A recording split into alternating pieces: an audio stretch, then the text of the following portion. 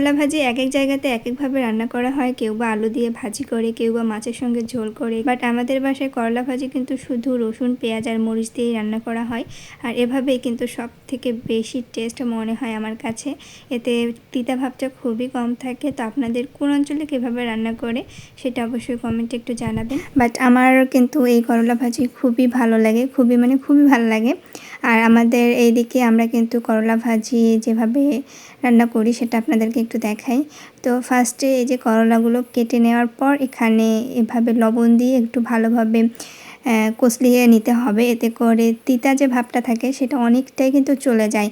আর এই করলা ভাজিতে আমাদের যে রসুন, পেঁয়াজ, মরিচ এগুলো হচ্ছে অর্ধেক অর্ধেক হবে, মানে করলা যতটুকু থাকবে রসুন, পেঁয়াজ, মরিচ মিলে কিন্তু ততগুলো থাকবে। আর এভাবে কিন্তু দিলে বেশি মজা লাগে, বিশেষ করে রসুনটার জন্য আমার সব থেকে বেশি ভালো লাগে। আর এগুলো সবগুলো আর কি ধুয়ে নিয়ে এখন জাস্ট এখানে মশলা বলতে শুধু হলুদ, লবণ, তেল আর শুকনো মশলার গুঁড়ো এগুলো দিয়ে আর কি ভালোভাবে মিশিয়ে নিতে হবে।